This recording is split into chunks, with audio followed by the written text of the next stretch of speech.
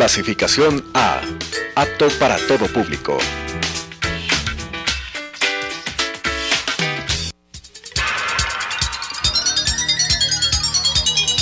Las opiniones vertidas en este espacio por la producción y dirección del programa son de exclusiva responsabilidad de sus autores y de quienes intervienen en ellos.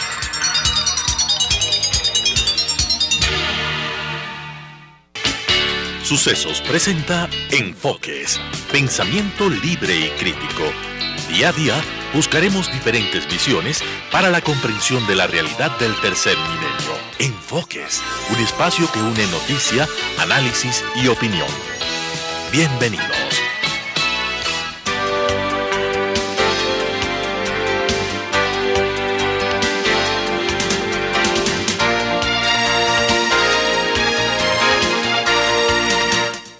Con nosotros, como lo habíamos anunciado, damos la bienvenida a Pablo Vélez. Él lidera un movimiento denominado Aquitoy, un movimiento que busca sobre todo sembrar en Quito y en todos los sectores una relación más fuerte con la ciudad, pero también con las autoridades. ¿Cómo entender y por qué se denomina Aquitoy? Así como dicen los niños y los memes, Aquitoy, estoy feliz, estoy triste, pero Aquitoy. ¿Qué significa eso? Muy buenos días, gracias, buenos días a todos los presentes mediante los medios. Sí, somos un movimiento joven, un movimiento político de carácter provincial joven que se denomina CID, Centro de Integración Democrática. Este movimiento ha visto con mucha preocupación el estado actual en el que se encuentra Quito, especialmente en su infraestructura, en la obra pública, aquella que el municipio debe atender, sobre todo aquella que es básica y fundamental para sobrevivir o vivir cómodamente dentro de la capital. Al ver con preocupación el estado en que se encuentran todas estas obras, el movimiento CID denomina un proyecto llamado Aquitoy, precisamente con el sentido de identificar al ciudadano como acto de presencia frente a la ciudad.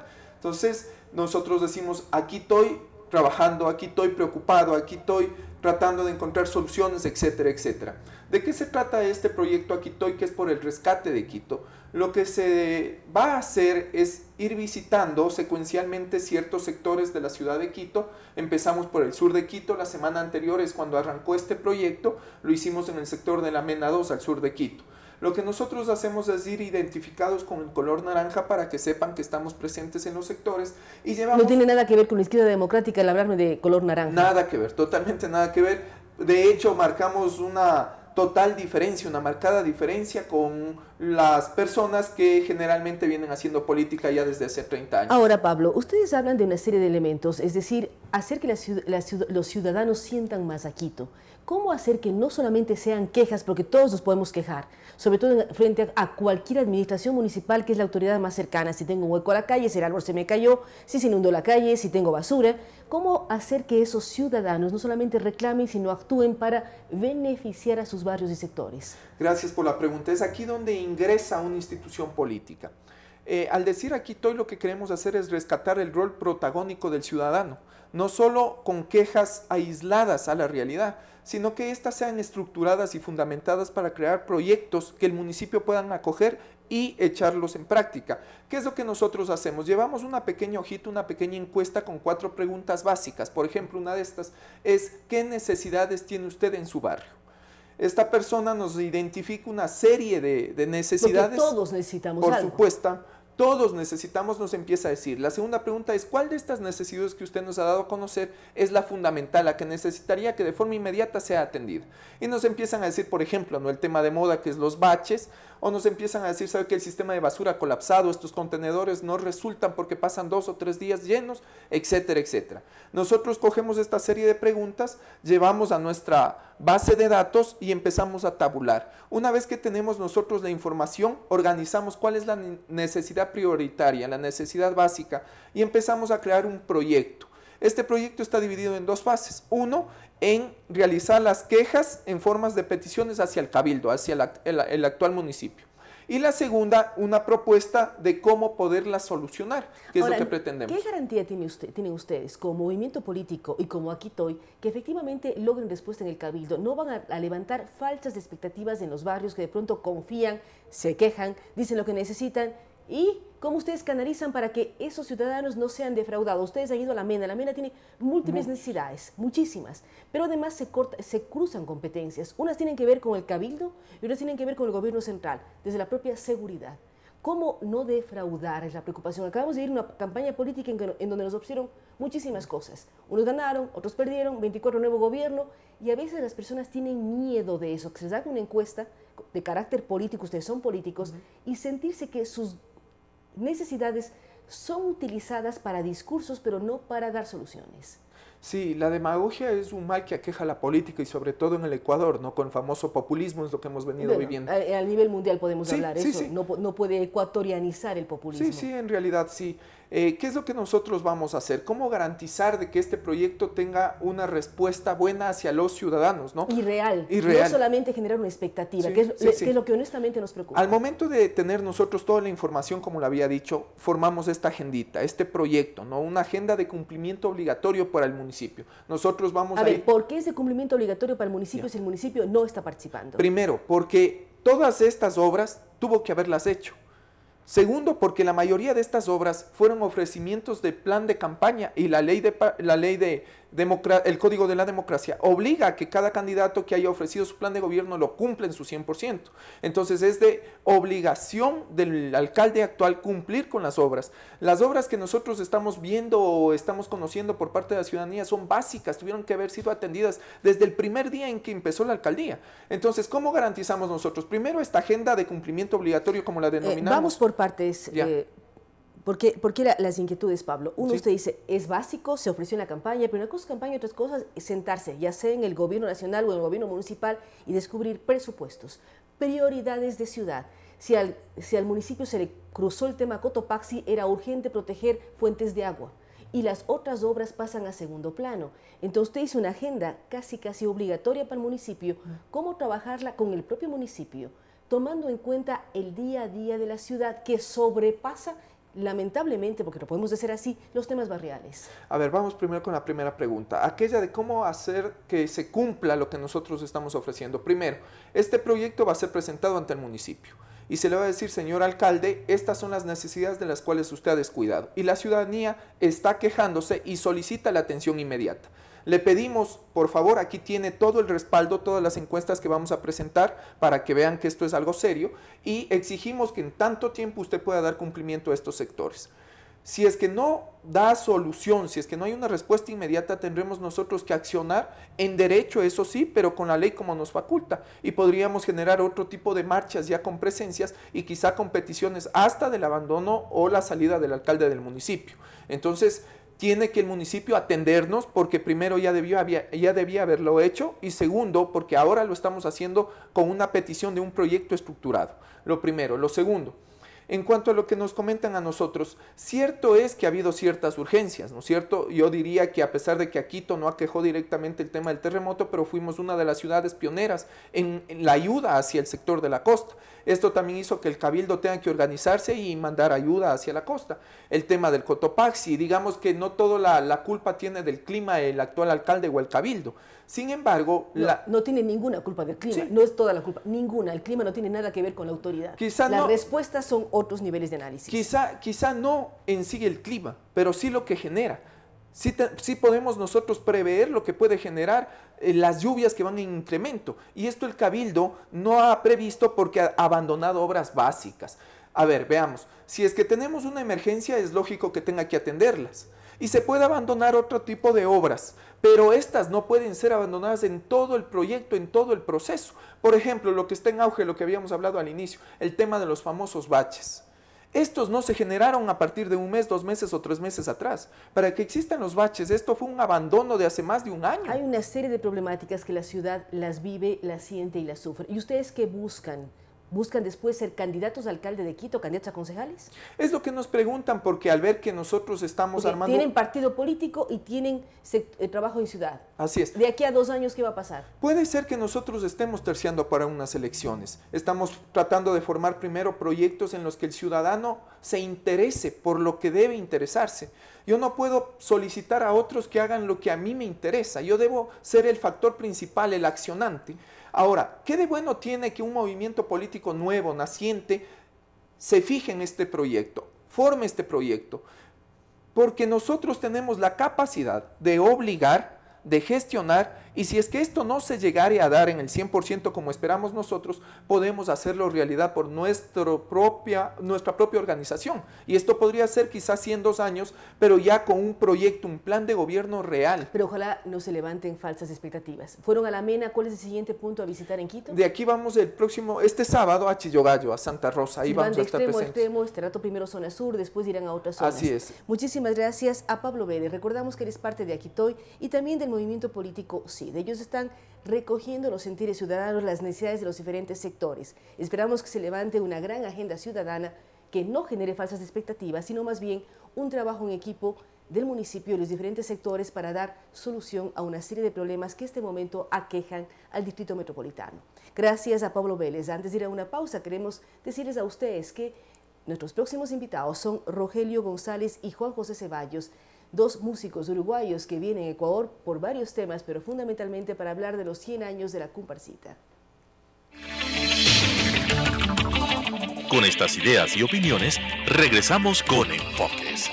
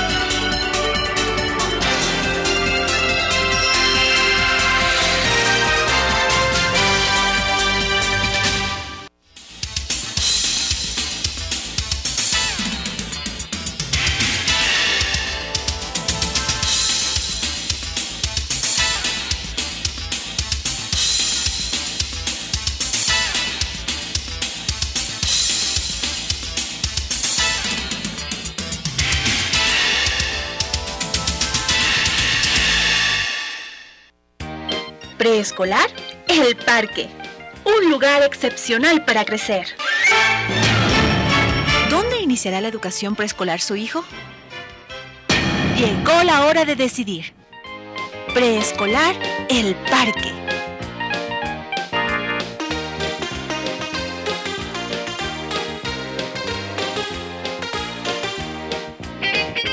Estamos ubicados en la calle Vaquerizo Moreno, E750, entre Diego de Almagro y Reina Victoria, frente al Parque Gabriela Mistral. Admisiones 099 73 72 081.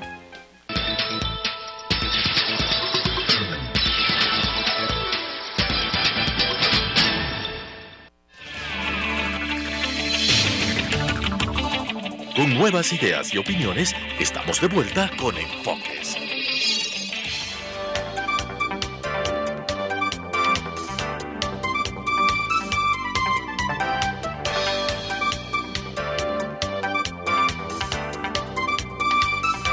Con nosotros. Como lo habíamos anunciado, damos la bienvenida a dos músicos uruguayos. Uno es Rogelio González y otro Juan José Ceballos. Los dos están aquí en Ecuador para enseñar sobre tango, enseñar sobre música. Los dos tienen una amplia trayectoria. Rogelio como profesor, como intérprete de acordeón, como líder de una serie de grupos corales en Uruguay, sobre todo de la tercera edad. Rogelio, ¿cómo analizar y mirar lo que pasa con la música del Cono Sur y cómo se proyecta al mundo? Ustedes van a hablar también sobre los 100 años de la famosa Comparsita. Por supuesto. Bueno, antes que nada, buenos días a toda esa audiencia y la alegría de siempre de poder compartir con ellos este momento tan especial. Yo diría que la América Latina, no debemos olvidarnos que pertenecemos a un cerno común. Somos formados de una misma manera. Cada rama después se va formando una nueva identidad en las diferentes regiones. Y aparecen acriolladas danzas que fueron llegando con las corrientes migratorias, que fueron traídas a veces por gente que viene porque quiere venir y otros obligados, como el tema de los esclavos. Y esa conjunción de ritmos y música hace que en la América sea muy similar. Desde danzas primarias se generan un montón de danzas, las cuales cada zona va quedando como con algo de eso y forma su propia identidad. No es un país que tiene una danza, es una región. Por ejemplo, nosotros no podemos hablar de la música de Uruguay, nosotros tenemos que hablar de una música de la región.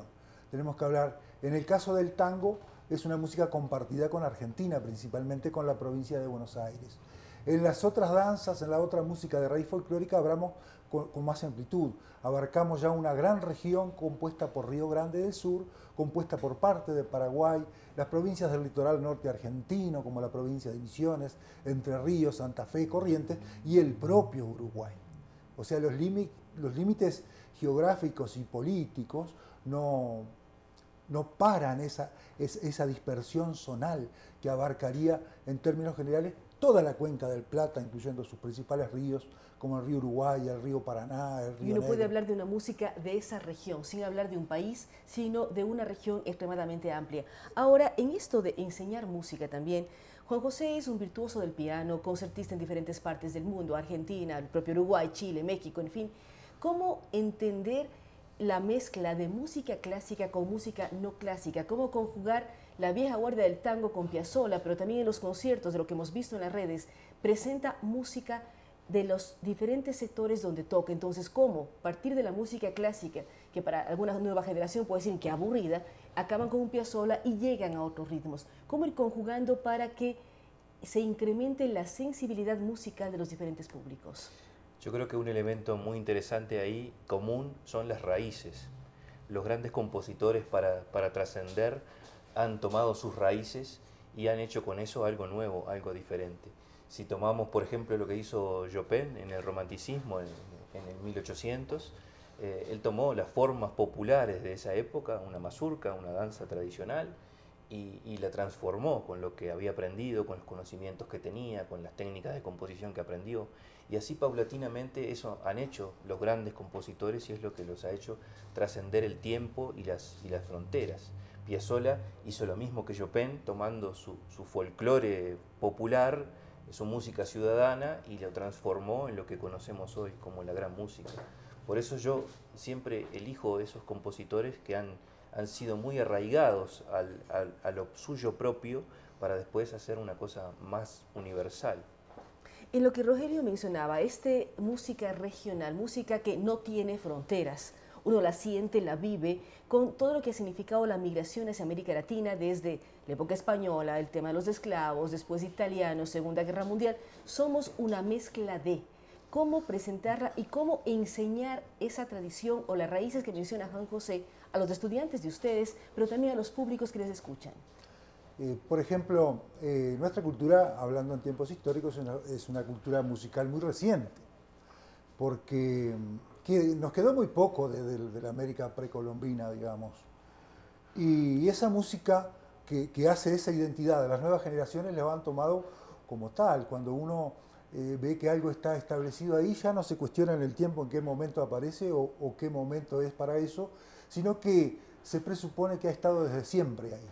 Y hoy por hoy la creación, el nacimiento, el resurgir del tango en el Río de la Plata, ya a los principios del año 1880 aproximadamente, que surge como una contradicción a lo que se planteaban en las clases aristocráticas, surge en las orillas, en los barrios, en una danza como prohibida, como no aceptada, que tiene una combinación de muchas cosas, de los ritmos africanos, de alguna cosa que vino desde España, desde la zona de Andalucía, también el aporte de los instrumentos que llegaron a la zona, y era una música que hoy la gente la siente como propia, pero inclusive no se cuestiona que en su momento de inicio era solamente instrumental.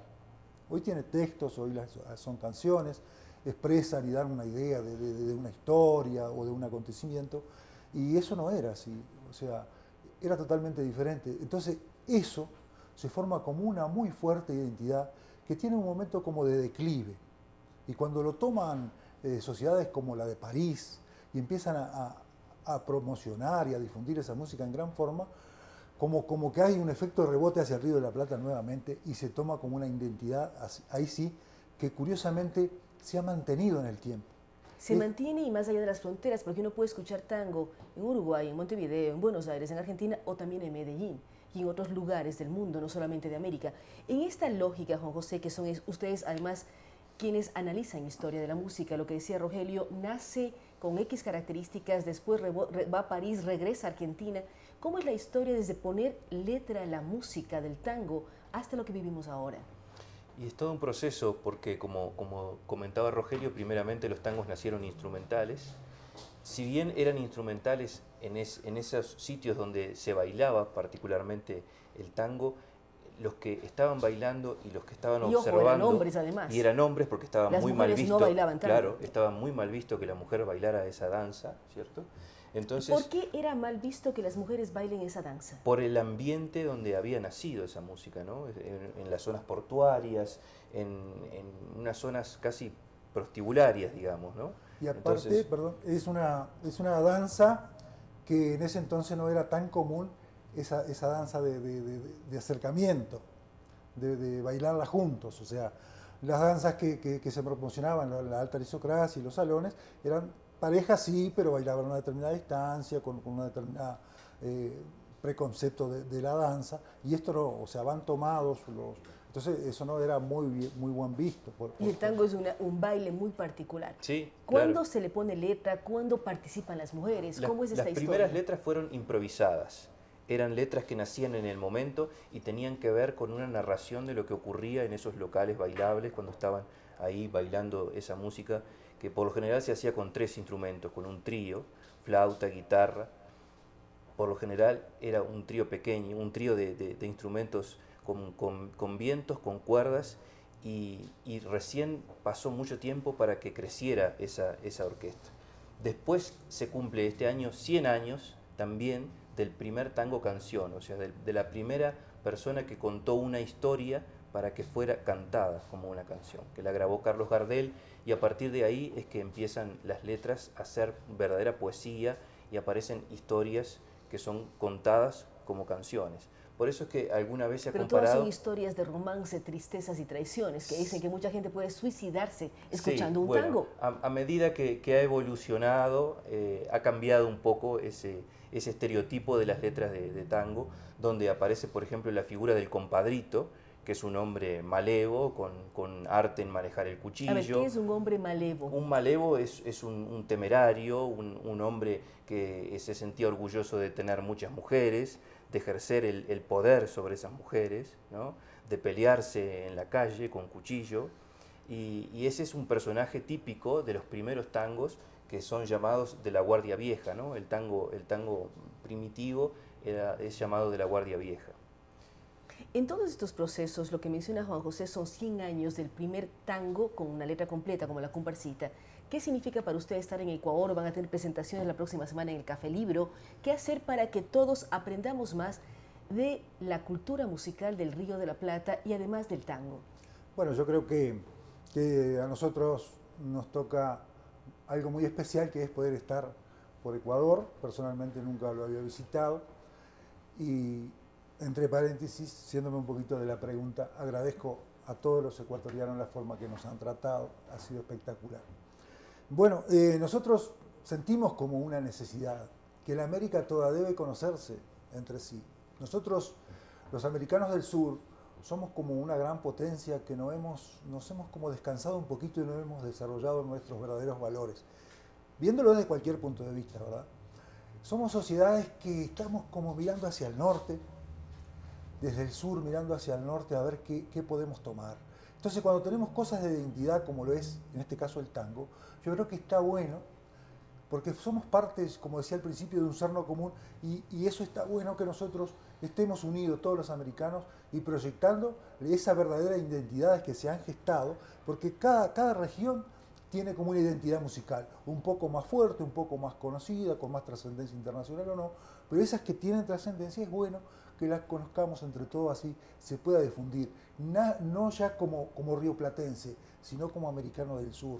Entonces el tango pasa a ser de todos, es como decía un gran cantante uruguayo Alfredo Zitarrosa, la canción después que sale de su autor pasa a ser de todos.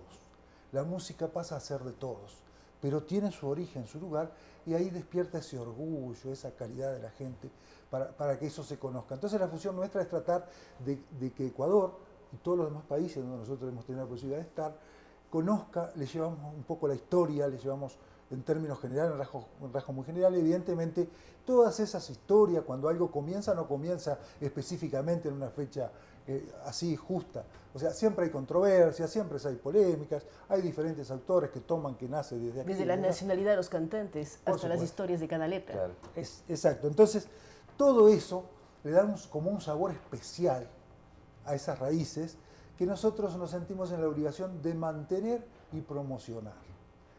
Es eso. Entonces, nuestra finalidad hoy por hoy es mostrar, pintar con la música toda esa historia, tomando como la columna vertebral de ese acontecimiento los 100 años del tango La Comparsita, que es uno de los tangos más emblemáticos a nivel mundial.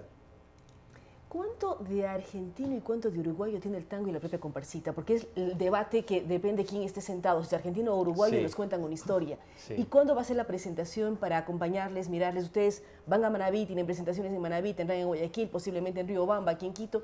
¿Cómo acompañarles y aprender sobre lo que dice Rogelio con tanto cariño, el pintar con la música las historias? Sí.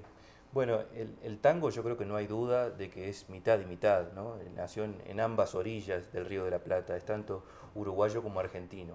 Y de hecho en la historia vemos muchos autores y compositores que han trabajado en conjunto, uruguayos y argentinos. Pero para hacer famoso un tango despega de Buenos Aires más que de Montevideo. Es más grande y yo creo que tratan mejor el tango que en Uruguay, lo difunden más, lo quieren más, como que se han apropiado mucho más de ellos. La comparsita en realidad fue creada por un uruguayo, Gerardo Matos Rodríguez, que es totalmente intuitivo porque él no sabía música, sino que simplemente le nació esa melodía, la tradujo en el piano, él tocaba el piano de oído y le pidió a un músico que sabía escribir música que le hiciera la partitura. Después por esas cosas era muy joven, vendió esa partitura y pasaron muchos años para que pudiera recuperarla como compositor, porque no fue válida esa venta al ser menor de edad. Entonces ahí es que se recupera la comparsita como una obra uruguaya. La letra sí corresponde a un autor argentino, entonces ahí es esa perfecta combinación que después se ha dado tanto en otros autores y compositores. Por ejemplo, Astor Piazzolla y Horacio Ferrer, Uruguay y Argentina, que han hecho creaciones enormes, como por ejemplo María de Buenos Aires, la ópera de Astor Piazzolla y Ferrer, ¿no? Y ustedes los podemos escuchar, conversar, dialogar y aprender más de música del Río de la Plata y sobre la historia del tango y una serie de elementos el próximo 17 de mayo, la próxima semana en el Café Libre. Así que ustedes pueden mirar a través de las redes de Café Libro para aprender de tango, un espacio además donde se aprende a bailar tango. Pero aquí tenemos dos maestros para que nos cuenten historias del Río de la Plata, cómo se ha armado esta música, una música que nos conmueve a todos y que muchísimos queremos además aprender a bailarla. Así es que el reto está ir el 17 al Café Libro y escuchar a Rogelio González y a Juan José Ceballos interpretando acordeón y piano y sobre todo contando historias de música con la que se pinta toda la historia del mundo del Río de la Plata. Gracias por estar con nosotros. Hemos hablado de temas culturales, ahora vamos a temas políticos. Por eso queremos hablar sobre el agasajo que se va a dar a la Comisión Anticorrupción el próximo martes aquí en la ciudad de Quito. Con estas ideas y opiniones, regresamos con Enfoques.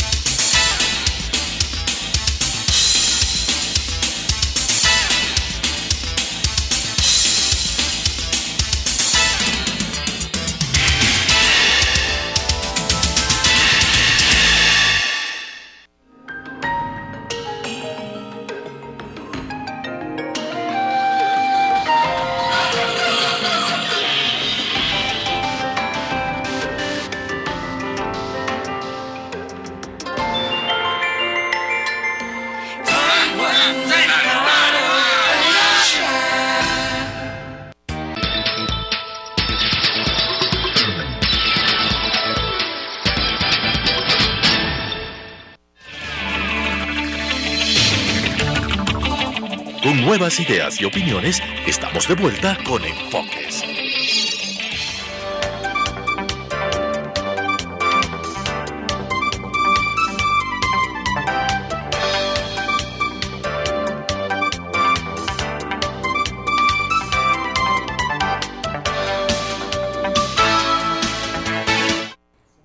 Gracias por continuar con nosotros. Damos la bienvenida en este momento a Mónica Sáenz. Ella es parte del comité organizador para el homenaje y respaldo que se va a dar a la Comisión Anticorrupción. Mónica, durante las últimas semanas y meses hemos visto los reclamos a la Comisión cuando lo que la Comisión Ciudadana ha hecho es poner el dedo en la llaga y denunciar una serie de temas. Hay personalidades como Jorge Rodríguez, como Simón Espinosa Cordero, Isabel Robalino, que la vimos además en su silla de ruedas en las marchas del 1 de mayo. ¿En qué consiste este homenaje que un grupo de ciudadanos da a los miembros de la Comisión Anticorrupción? Bueno, muchísimas gracias por la invitación, Claudia. A la final es un grupo de ciudadanos que al ver toda la trayectoria de esta gente muy honorable, decidimos hacer un homenaje en solidaridad y apoyo para que los ciudadanos nos acompañen el día martes 16 en el Hotel Marriott a las 6:30 de la tarde para hacerles un homenaje que creo yo que sí vale la pena apoyar a esta gente ilustre que ha estado a cargo de los juicios, de la información. Sobre todo de la investigación. De la investigación, Mónica, de la corrupción. ¿Cómo hacer un respaldo? ¿Qué significa ir al respaldo, ir y ser parte del homenaje?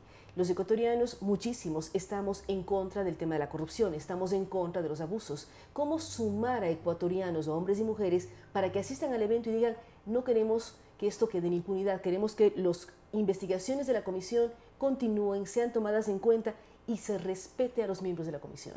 Así es, eso es lo que yo creo que quiere toda la ciudadanía, que se respete a los miembros de la comisión, porque es gente a la final muy honorable del país. Ahí está Jorge Rodríguez, está Isabel Robalino, está Simón Espinosa, y a la final son 12 miembros de la comisión que creo que han trabajado arduamente para investigar en dónde hay la corrupción durante este tiempo. Entonces yo creo que sí es bueno que la ciudadanía apoye, les apoyemos a ellos para que ellos continúen, porque no está bien que después de que nosotros como padres, como abuelos, les enseñamos a nuestros hijos a que las cosas tienen que ser rectas, ¿ya? En este momento, ser corrupto es el pan de cada día y eso no está bien, no está bien, porque yo creo que debemos comenzar a nuestra sociedad a canalizarle por el lado correcto de la vida, por la moral, la ética, que la corrupción no sea bien vista, como hoy en día hay mucha gente que dice no hay problema porque toda la vida ha habido corrupción. ¿Cómo ser parte de este homenaje? Ustedes están invitando a la ciudadanía a que vayan el día martes 6:30 de la tarde al Hotel Marriott. ¿Cómo ser parte? ¿Cómo adherirse?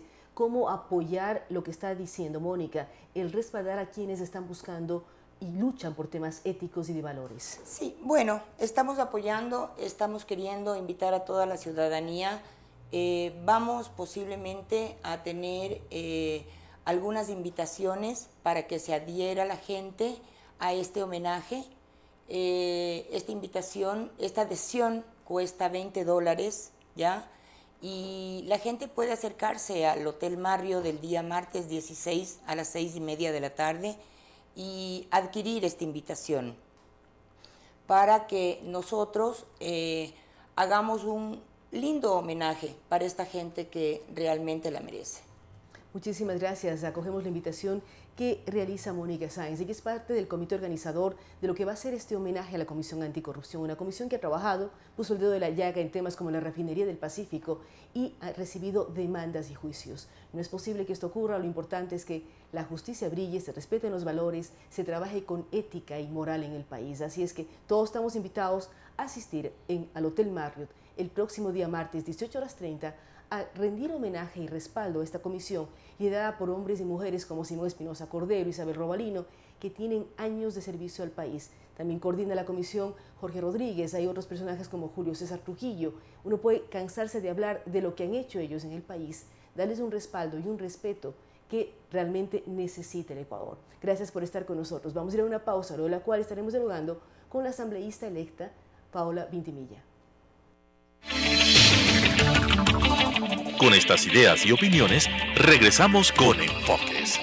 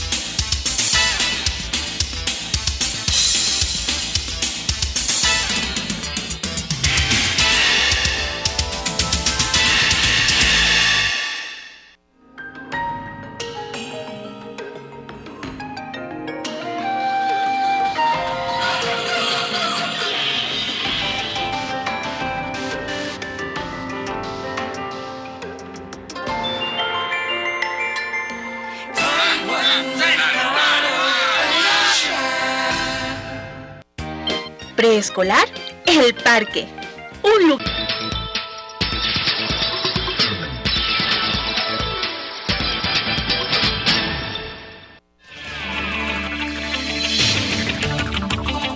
Con nuevas ideas y opiniones, estamos de vuelta con Enfoques.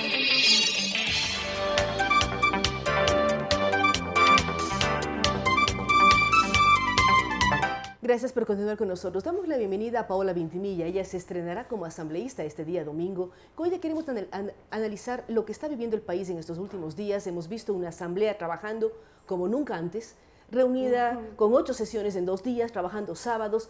¿Cómo analizar esto, Paola, cuando ustedes asumen sus funciones ya el domingo? Bueno, lo que se ve, primero, buenos días a todos. Claudia, mil gracias por invitarme. Sabes que siempre es un gusto estar contigo y con tu audiencia. Bueno, definitivamente sí.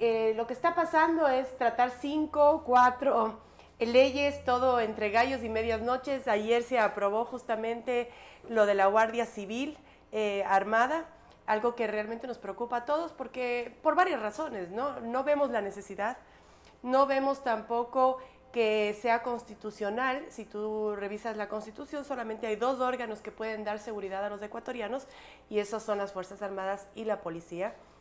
Me parece un gasto innecesario en época en que tenemos que ser más bien austeros con los gastos del Estado. Habla de solo $15 millones al año. Imagínate, pues solo 15 millones es bastante dinero, ¿no? Suena poco para la magnitud del Estado, pero es realmente es seguir, muchísimo dinero. Y hay un Estado que está obeso totalmente, seguir incrementando más gente dentro de los roles y dentro del fisco. Así es que nos preocupa mucho. Esperemos que la nueva asamblea pueda tomar decisiones sobre esto. Nada está escrito sobre piedra. Yo creo que todo se puede cambiar cuando hay la voluntad política y esperemos que el nuevo presidente, la nueva asamblea, la tenga. Si nos ponemos a ver, Claudia, algo que me llamó la atención es que esta ley fue aprobada con 71 votos. Eso quiere decir que 29 de los anteriores, porque tenían 100, no votaron a favor. hay varios de Alianza País que no estaban de acuerdo en que la ley sea aprobada ahora, sino que la dejen para el siguiente periodo. La siguiente administración. Pero Ahora, te digo, ya son 29 que no. Paola, si uno piensa en $1 millón, escuchamos que solo 15 millones, solo se invierte tanto, solo la refinería del Pacífico costó tanto. $1 millón, señores que nos escuchan y nos ven en Radio y Telesucesos, significa nada más y nada menos que 2.702 salarios básicos. Es decir, casi 3.000 personas reciben un salario básico con $1 millón. Imagínate. Dimensionemos las cantidades. Entonces, saber que $15 millones son miles de que como nos hablan todo el allí. tiempo de 1.500 millones de dólares, de 1.800, nos viven Entonces, hablando de miles de millones. Entonces, Son para ellos casi 15 3.000 millones parece salarios que no básicos. fuera nada, pero es una barbaridad de Es lo que dinero. uno puede ganar en la vida entera. ¿Y con cuál es el fin, Claudia? Eso es el meollo de todo esto. Eso es lo que crea más desconfianza nacional, internacionalmente. ¿Para qué quieren una Guardia Civil armada? ¿Por qué necesitamos un servicio secreto, entre comillas, aquí en el país? Mira, vemos expresidentes como el que fue derrocado, nuestro querido amigo, ¿cómo se llama? Lucio Gutiérrez, uno de los que fue derrocado. Y él decía, bueno, yo fui derrocado, a mí me votaron, sin embargo yo camino libremente por las calles, yo voy a los mercados, yo voy a todo lado, la gente se me acerca, muchos no estarán de acuerdo conmigo, pero me saludan respetuosamente. ¿Cuál es el miedo? ¿Cuál es el miedo que tienen ellos para tener esto? Guardia después de que dejan su mandato. Un año para eso es otra cosa, ¿no? Ese es un decreto. Este es otro decreto. Que se mezcla con este. ¿Cuánto significa eso? ¿Cómo generar confianza? Eso, y lo que Paola dice, ¿qué hay atrás del meollo? Mira, ¿por qué armar a gente que no es profesional en las armas? Esto además de esto de la seguridad que tenían los expresidentes, todos lo tuvieron. Yo me acuerdo, porque soy muy amiga de la hija del doctor Rodrigo Borja, ellos tenían un guardia un tiempo, y luego le dijeron que no hacía falta. Sixto Durán Ballén, ¿se acuerdan? En la calle en La Coruña tenía una caseta con un guardia un tiempo, y luego dijo que no.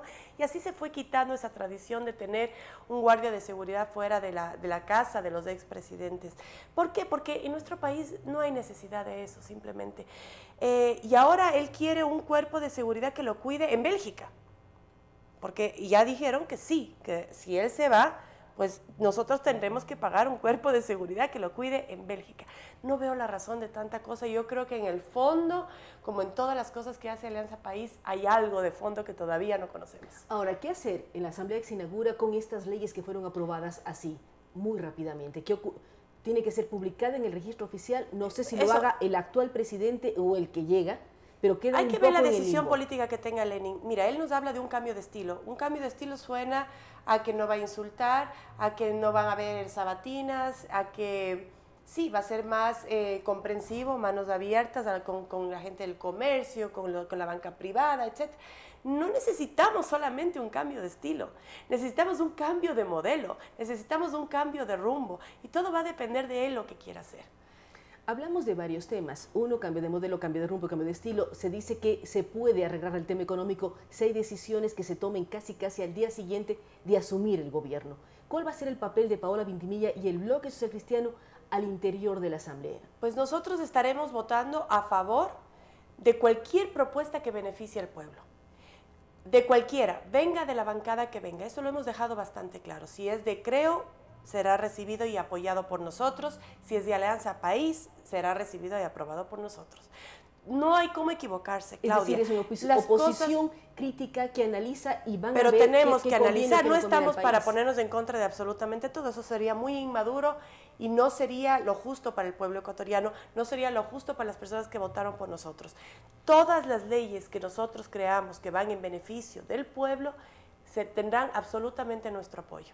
No hay cómo equivocarse en eso. Sabemos lo que el pueblo necesita. Estamos claros dónde tienen que haber reformas, en la salud, en la educación, en la forma, como tú dices, de manejar la economía en nuestro país, cómo ayudar a la empresa privada. Eso tiene que venir, esa parte específica de tributos, de quitar, eliminar impuestos, etcétera, tiene que venir del Ejecutivo.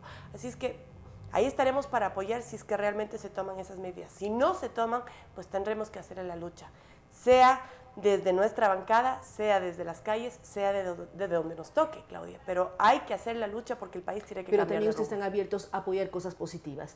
¿Qué pasa con la estructuración de las autoridades de la Asamblea? Social Cristianismo va a tener espacio. Escuchábamos que legisladores como Luis Fernando Torres podría ser miembro del CAL, ¿Qué pasa con la integración de las comisiones? Tendría que ser miembro del CAL, porque eso nos da la ley, eso nos otorgó el pueblo al darnos una bancada de 16 legisladores. Así es que tenemos que tener nuestro espacio en el CAL y lo tiene que asumir Luis Fernando Torres, porque así lo decidimos en bloque. No es una dádiva del gobierno el darnos ese espacio. Del legislador. No, para nada. No es un espacio que nos está dando por gratuidad, no por nada. Eso es un espacio que nosotros nos merecemos y lo tenemos que tener. ¿Dónde vamos a estar en las comisiones? Pues cada uno ha presentado del bloque dónde nos gustaría pertenecer, pero eso dependerá de la mayoría de la Asamblea Nacional, que ya sabemos la tiene Alianza País. Así es que en mi caso, la primera opción que puse obviamente es la educación, como sabes, siempre he luchado por eso, siempre he luchado por una reforma integral en el sistema educativo y pues veamos si me dan la oportunidad de pertenecer a esa comisión. Tal vez no tan mediática, pero lo haremos conocer y tal vez podemos hacer cambios radicales, cambios profundos en algo tan importante como es la educación de nuestros hijos. Y además dimensionar lo que significa, si uno cambia el tema educativo puede lograr una injerencia en educación, cambia el futuro. Mucho. Ahora, Paola, hay varios temas que están sueltos, temas de fiscalización. Paola defiende y el partido defiende la dolarización. ¿Cómo hacerlo desde una curul? Porque hay varios medios, varias preocupaciones, una serie de rumores. ¿Cómo hacerlo desde la Asamblea ya en funciones? Mira, ahí estamos hablando de dos temas diferentes, ¿no? La una es mantener la dolarización, no solamente porque al pueblo le gusta, como dice Lenin, sino porque es necesaria para que el país se fortalezca, para que el país no termine como Venezuela. Les guste o no les guste, eso es lo que nos ha librado. Nos ha librado eso y nos ha librado que no tenemos unas fuerzas armadas vendidas al gobierno, unas fuerzas armadas que no son revolucionarias, como en el caso de Venezuela. Yo creo que esos son dos factores importantes, la dolarización y las fuerzas armadas. ¿Cómo robustecer y cómo hacer que las fuerzas armadas robustezcan su institucionalidad? Cuando vemos la ley esta de seguridad, que se van a crear cuerpos armados civiles. Pues eso depende de ellos, Claudia, de darse a respetar, de darse su puesto, de no seguir las instrucciones de un presidente, sino dar su punto de vista, ser un poco más independientes. Veamos qué pasa. Yo no te puedo decir cómo ellos pueden fortalecer, cómo ellos pueden demostrarnos a los ecuatorianos que realmente están velando por nuestra seguridad. Y son una institución profesional. Eso lo tienen que hacer ellos. Por otro lado, hablabas del tema de fiscalización. Y aquí hay algo muy importante. Hay varias maneras democráticas de lograr que se pueda hacer una verdadera fiscalización. Si tenemos en este momento a un fiscal que fue asesor del presidente Rafael Correa, eso ha generado pues que no tengamos confianza ni los ecuatorianos ni fuera del país sobre la justicia en el Ecuador. Seguimos con un Consejo de Participación Ciudadana que, como vemos, ha nombrado a todos, tiene a Contralor, nuevo Contralor y nuevo fiscal afines a Alianza País. Ahí es que donde vuelve a hacer el llamado al licenciado Lenín Moreno, al presidente electo, para que tome los correctivos necesarios. Si no lo hace, hay una solución, el artículo 104 de la Constitución, donde el pueblo, el mandante, el soberano, que son el pueblo, puede pedir una consulta popular para poder cambiar estos órganos de control y para poder cambiar al fiscal, al contralor. Lo podemos hacer, no se necesita una constituyente. La Constitución nos permite al pueblo, con la recolección del 5% de las firmas, cambiar los organismos de control, cambiar el Consejo de Participación Ciudadana. Hay que ver qué ocurre con la adhesión del Poder Ejecutivo, Esperemos, del Poder Legislativo. Eso es lo que yo digo. Que ver qué pasa. Hay que esperar, hay que darle un voto de confianza hasta cuando él tome las decisiones, si es que las toma. Pero si no las llega a tomar, tampoco podemos seguir con un fiscal que no va a seguir investigando. Sí, uno de los temas pendientes, hay muchos temas pendientes en fiscalidad, desde los Panama Papers hasta el caso Odebrecht. Y hay algo grave. Y en este caso de Odebrecht, el señor fiscal saliente dice hay 700.000 archivos. Tú sabes que del COIP quitaron el encubrimiento y quitaron el prevaricato. Del Código Orgánico Integral Penal. Sí, el prevaricato lo puede usar solamente los jueces y los abogados. Nosotros no. Quitaron, imagínate lo que es quitar el encubrimiento. Entonces ahora nadie, los alternos, la gente que estaba bajo el poder de, no sé, por nombrar a alguien, de Jorge Glass, del presidente, pues si ellos cometieron el delito, él no tiene nada que ver. ¿No hay un encubrimiento ahí? Es decir, si un subalterno comete un error, mañana no es mi responsable el asistente jefe. que está sentada ahí roba, ¿no es mi responsabilidad? Yo creo que sí. Hay que hacer un análisis profundo y ver qué está pasando y transparentar la información. Queremos una justicia independiente, ahora, por favor. ¿Cómo evitar la ciudadanía lo que tiene que hacer Alianza algo País también? siempre dice? Que la fiscalización no sea show, sino sea algo efectivo. Ellos dicen, hemos eliminado el juicio político porque era un show. Al final no hemos visto ni show No, ni porque acción. no hubo ningún juicio político, porque la Asamblea no fiscalizó durante estos 10 años, no pudimos hacer absolutamente nada. Entonces, esta vez necesitamos que el presidente no solo tenga un cambio de estilo, sino un cambio de modelo. Nos deje fiscalizar, nos deje investigar y le presione de alguna manera, como lo ha venido haciendo durante 10 años el presidente Rafael Correa, al fiscal para que realmente tome decisiones y sepamos por fin, de una vez por todas, no por medios internacionales, no por otras personas, los nombres de Odebrecht, de Panama Papers, caiga quien tenga que caer. Si realmente él quiere cambiar el país, si realmente quiere una justicia independiente, él sabe cómo hacerlo. No es tan complicado. Él sabe que tiene varias maneras democráticas de lograr esto. Y dentro de las maneras democráticas es la independencia de los poderes. Empezar a vivir en Ecuador, tan malo, en un país que sean y que tengan independencia cada uno de los poderes. Mire, estamos cerca de unas nuevas elecciones. Digo cerca porque ya la campaña política está prácticamente empezando en los partidos para las elecciones seccionales. Yo digo, ¿nos vamos a volver a quejar después de las elecciones del Consejo Nacional Electoral? ¿O tenemos que hacer algo antes? Quejarnos después no nos sirve de nada. Nosotros entramos a ser candidatos con un Consejo Nacional Electoral que sabíamos que tenía un árbitro que aventajaba al otro equipo, con un Consejo Nacional Electoral que realmente se debe a Alianza País. ¿Queremos volver a unas elecciones con un Consejo Nacional Electoral así? Para luego quejarnos, ¿qué sacamos? Tenemos que tomar medidas ahora, antes. Tener un Consejo Nacional Electoral como era antes, con 7 miembros de diferentes partidos de bancadas políticas, donde ahí se maten adentro y vean cómo resuelven las cosas, eso no nos importa, pero quiere decir que hay democracia dentro del Consejo Nacional Electoral y no está un solo partido político. No nos quejemos, tenemos que empezar a actuar. Yo he dicho desde el primer día que fui electa, la ciudadanía juega un papel más importante de lo que ustedes creen. Muy importante, es cuestión de que las organizaciones sociales, los gremios se unan también para poder presentar propuestas y salidas a este momento tan difícil que está viviendo la democracia de nuestro país. Muchas gracias, Paola Vintimilla. Recordamos que ya inicia funciones este día domingo en la nueva Asamblea, el nuevo poder legislativo del país. Ella es muy clara al hablar de varios temas. Uno, hay que dar un voto de confianza al nuevo gobierno. Esperamos que esa política de diálogo y apertura sea efectiva, se tomen medidas que apoyen a los diferentes sectores, medidas necesarias para que el país continúe avanzando. Desde temas de industria, comercio, producción, pero también temas que apuntan a educación, salud y proyección de país. Ella también dice, no debemos quejarnos a destiempo. Si nos quejamos de un consejo electoral durante las últimas elecciones, en 2 años tenemos ya nuevas elecciones, actuemos para que esas cosas cambien. Ella busca un poder legislativo que fiscalice, que trabaje, que actúe, que tenga independencia, pero también un gobierno central que busque transparentar información, desde lo que está tratándose en la Fiscalía hasta lo que se está manejando en los diferentes espacios como la Comisión o el quinto poder del Estado, el Consejo de Participación Ciudadana y Control Social. Varios temas pendientes, muchas expectativas. Deseamos a Paola muchos éxitos en la Asamblea. Esperamos que efectivamente sea parte de la Comisión de Educación. La educación es fundamental para todos y que mejor que una mujer como ella sea parte de esta comisión. Gracias a ustedes que nos han acompañado el día de hoy. Recordamos que este programa llega con el apoyo de Movistar, Universidad Internacional del Ecuador y Produbanco. Con ustedes, hasta mañana.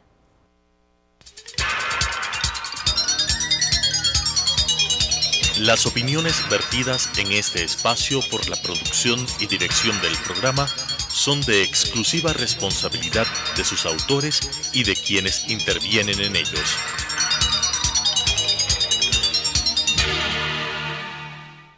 Sucesos presentó Enfoques. Pensamiento libre y crítico. Día a día buscaremos diferentes visiones para la comprensión de la realidad del tercer milenio. Enfoques, un espacio que une noticia, análisis y opinión. Hasta la próxima.